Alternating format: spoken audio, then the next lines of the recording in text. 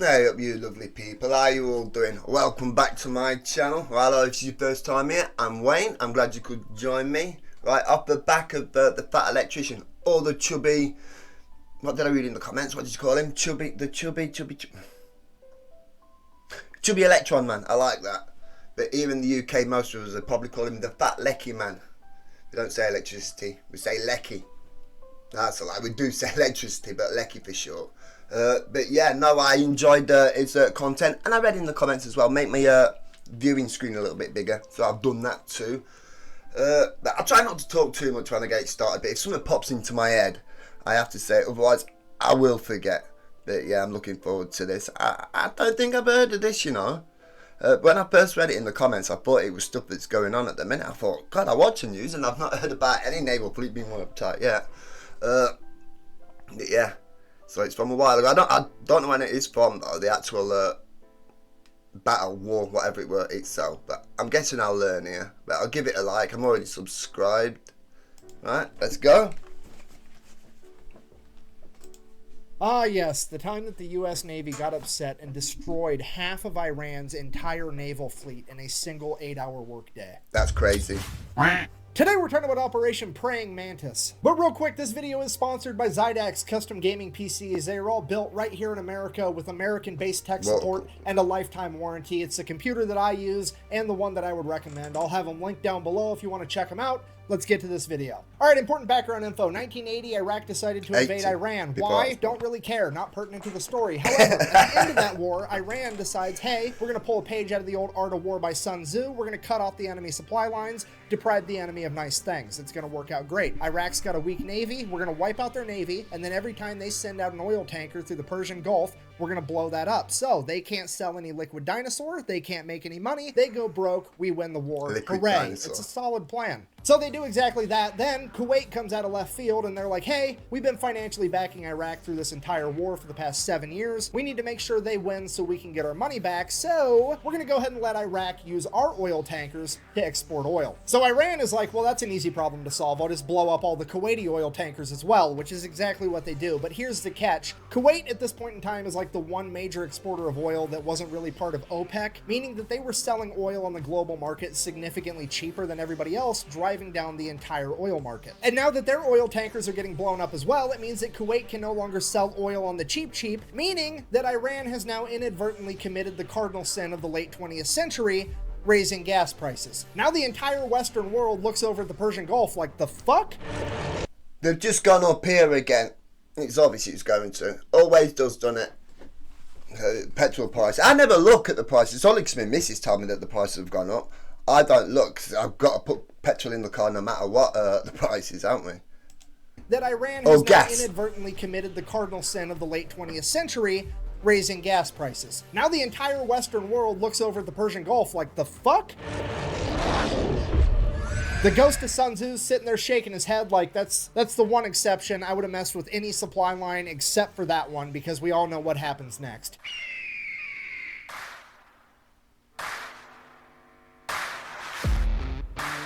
Yeah, America then proceeds to assemble the largest naval convoy operation since World War II, send them into the Persian Gulf to protect Kuwaiti oil tankers. It is at this moment that Iran should have been like, well, that's unfortunate, time to figure out plan B, because this obviously is not going to work out. However, they decide that they're going to double down. What they're going to do is they're going to take a bunch of magnetic underwater mines, and they're just going to spread them out all over the Persian Gulf in international waters, and that's not going to have any consequences at all. So fast forward, April 14th, 1988, the USS Samuel B. Roberts, a guided missile frigate, which is basically brand new at this point, this is like its first big operation, is out there escorting a Kuwaiti oil tanker, and it runs into a minefield, hits a mine, blows up the keel of the ship. The keel is this bottom part right here. It like supports and stabilizes the structure of the entire ship, and it gets blown completely in half. At this point, the only thing holding this boat together is the actual deck. 1 second, everything's fine. The next second, there's a 15-foot wide hole in the bottom of your ship. Everything's on fire and water is rushing in. The USS Samuel B. Roberts took on half of its weight in water in the first minute. This is a catastrophic amount of damage that would sink 99% of ships, but as fate would have it,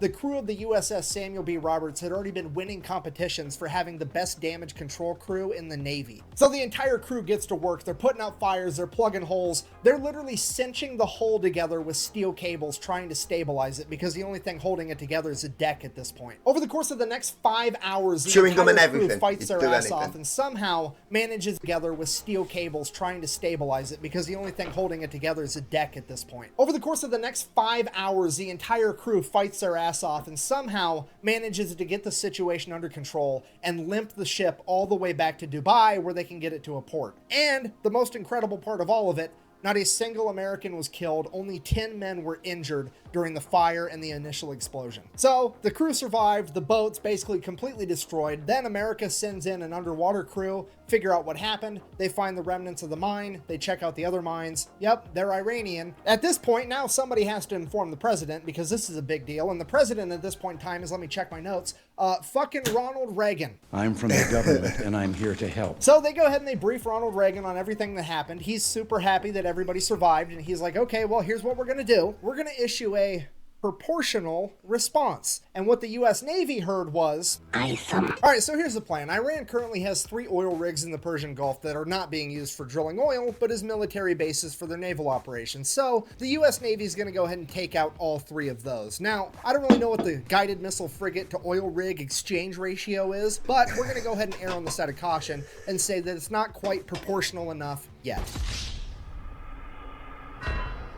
So Iran also really only has like 2 modern naval vessels. That's the Iranian frigate Sahand and the Iranian frigate Sabatland. They're going to go ahead and take out at least one of those, maybe both. We'll see how proportional they want to get. And then by the time they get all that done, that should be a nice 8-hour work day. It'll be time to clock out and go get some ice cream. So in order to get all this done by quitting time, they're going to go ahead and establish 3 different surface attack groups. Each group is going to have 2 destroyers and 1 bonus ship. That bonus ship is either going to be an amphibious landing ship or a frigate. Either way, they're all going to be identified as Bravo, Charlie, and Delta. Bravo group is tasked with taking out 2 oil rigs. Charlie group is tasked with taking out the 1 remaining oil rig. And Delta's mission is to go hunt down those 2 frigates and take them out. And then, just for insurance purposes, we're also going to have the USS Enterprise parked right outside the Persian Gulf to provide air support, you know, in case we need it. So, April 18th, 1988, 4 days after the mining of the USS Samuel B. Roberts, Operation Praying Mantis goes into full swing, and Bravo group shows up at their oil rig first. At which point they radio over to the oil rig and inform them that they will be blowing it up in 5 minutes. And I was literally just about to say, I hope it shows some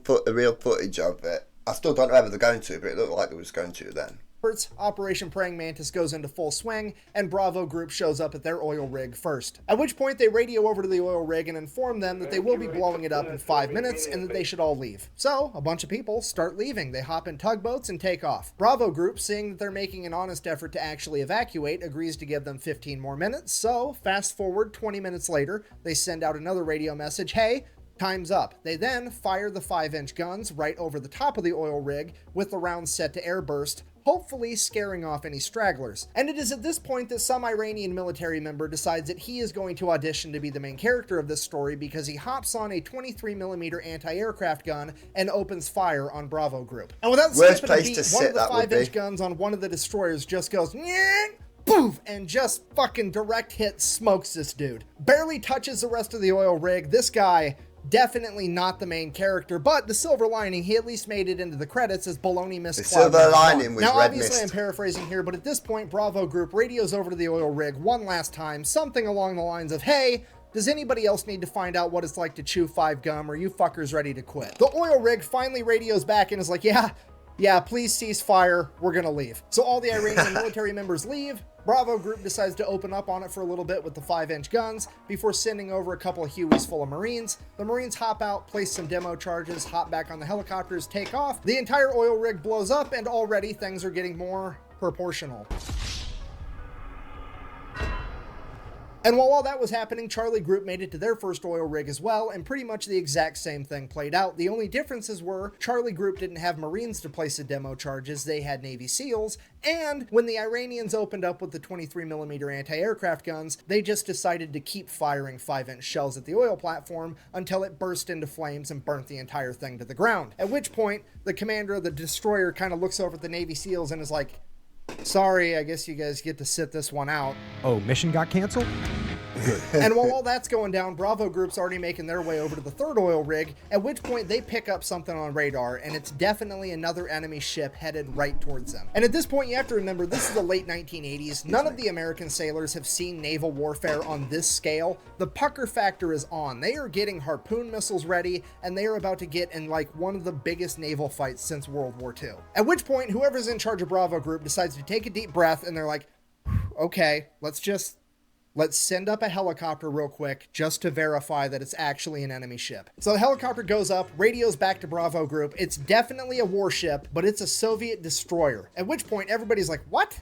What is happening right now? So they radio over to this Russian destroyer and they're like, what are your intentions? And the Russian commander radios back in broken English. I swear to God, this is a real quote.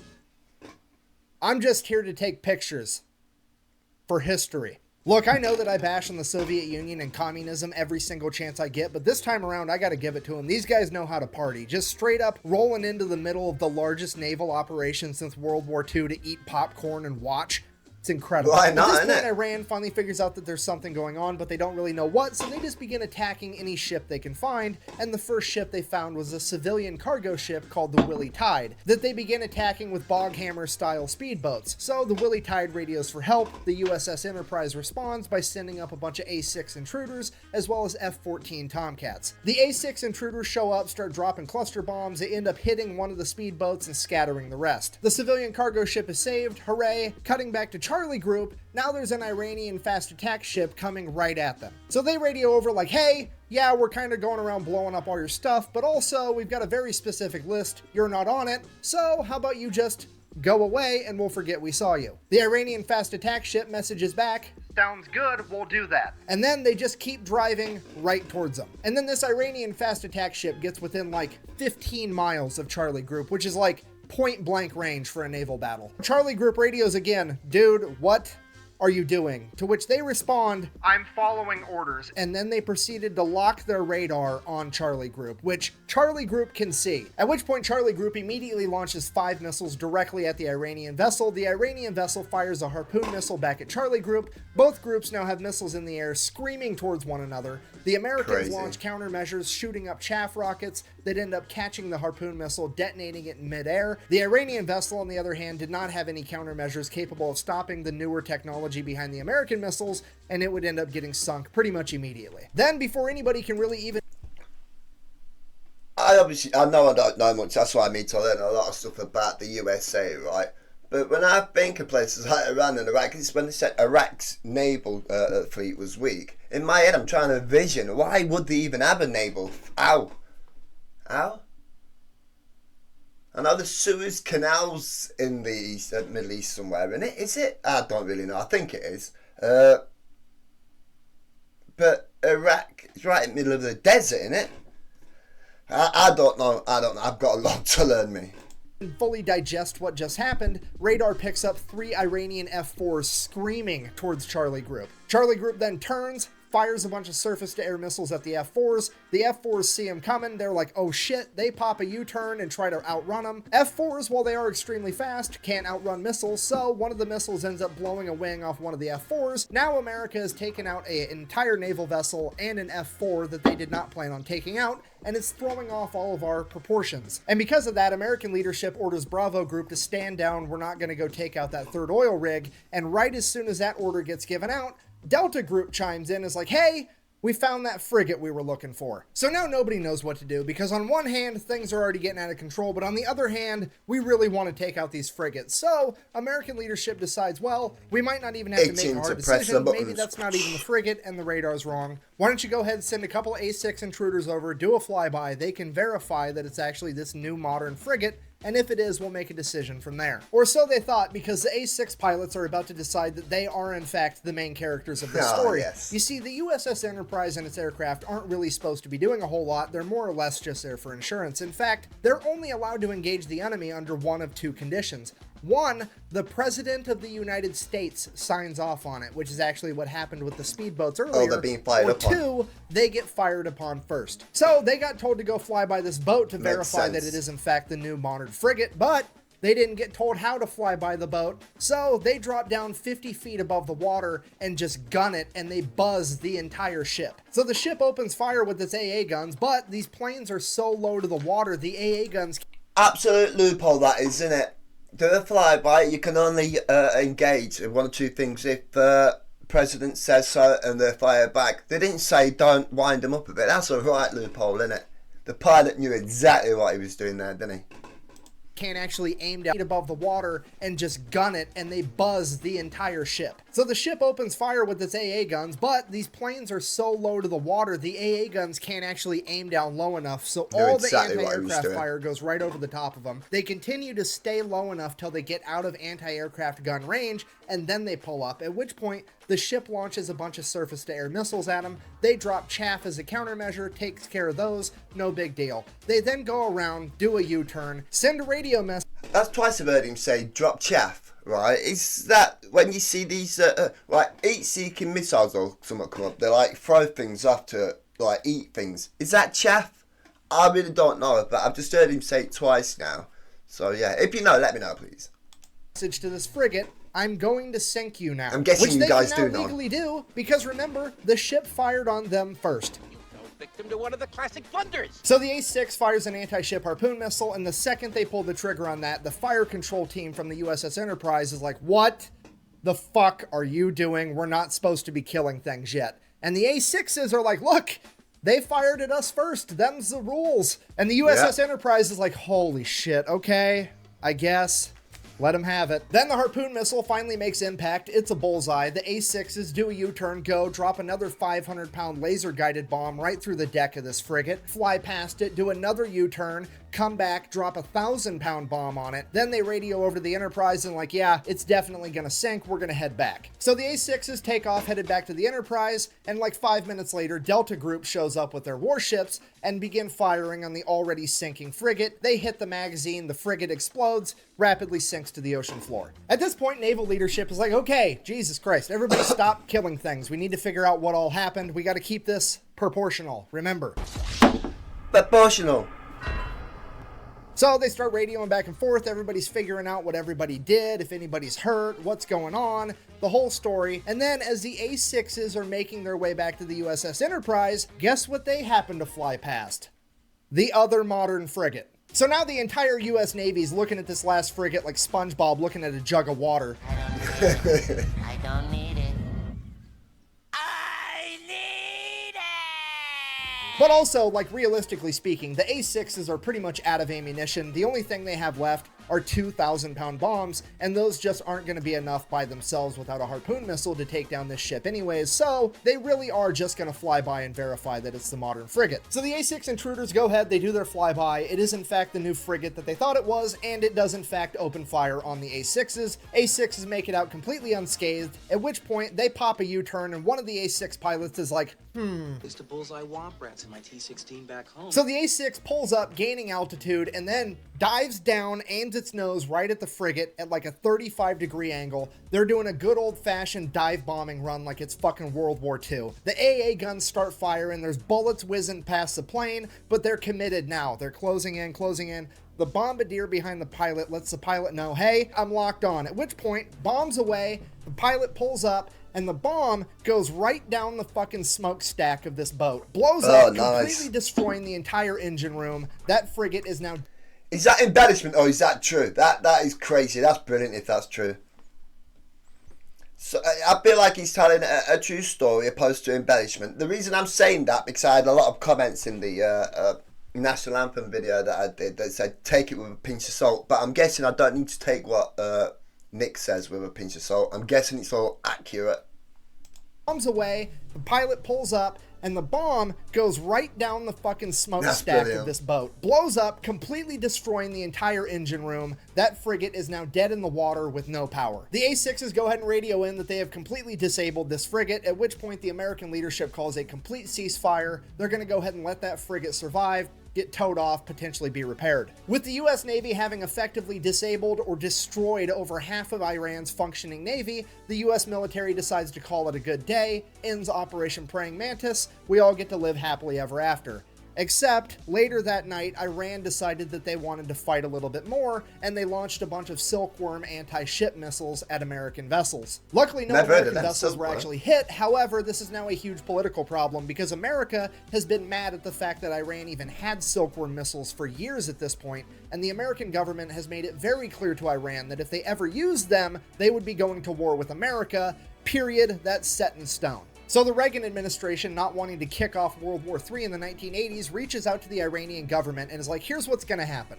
You're going to go ahead and admit that that was an accident. I'm going to sweep it under the rug and we're never going to talk about it again. Because if this makes headline news and the American people find out, I'm going to have to get real proportional around here. So Iran's like, okay, fine, whatever. It was an accident. Let's sweep that whole thing under the rug. Give the people what they want. But I am still going to take America to international court to try to prove that it was a war crime to take out my oil rigs. That way I can get reparations and make America pay for it. So they go to international court. They lay out the case. The international court is looking at America like, okay, well, first of all, you're the fraction people. I don't know how you think that this is proportional, but it definitely wasn't. Second of all, according to the Amity Act, you absolutely should not have attacked their oil rigs. This is probably a war crime. At which point the representative for America is like, well, actually, if you read the Amity Treaty between Iran and the United States, it only talks about ships and boats.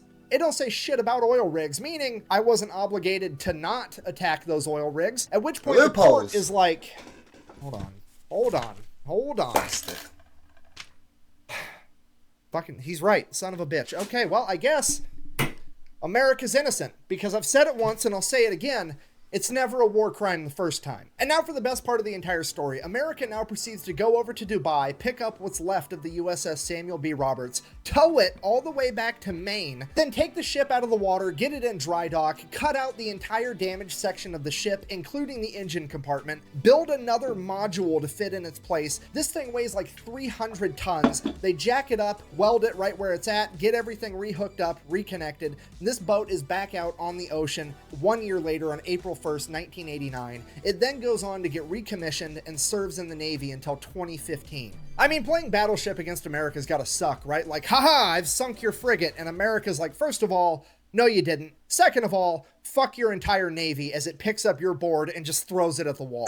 So in conclusion, if you do ever find yourself being the leader of a foreign nation one day, the best advice that I can possibly give you is A, do whatever you can to not raise gas prices, and B, whatever you do not fuck with America's boats. We do not like that shit. Thank you for watching. Best way to support the channel is like, comment, subscribe, maybe go buy some merch at thefatelectrician.com. Quack bang out. Quack bang out too. Right, brilliant. Right, thank you, Cliff Russo, for putting me onto that one as well. I'm loving his stuff. I love the way he tells his stories. So I tried to be quiet as much as I can in this one. But yeah, I'll carry on doing more of his stuff. But what was I going to say? I was going to say something. Yeah, no, as I said, I've not heard of that before, but I feel as though I've heard of Praying Mantis. Was there a movie made about it? I feel as though there might have been, but I didn't know about the actual story itself. But, yeah, looking forward to checking more of his stuff out. Right, in a minute, I'm just about to do, what's called it? I forgot what it's called now. Something about Oki. The code, unwritten rule of Oki. I thought that's a bit more Canadian, innit? But never mind. Loads of people have agreed and put a thumbs up on that comment, so I'll be doing that next. Anyway, if you guys enjoyed this, give us a thumbs up if you want to do all that good stuff. Massively help me out. If you subscribe, enjoy the rest of your day. Have a good one. Bye-bye. Bye.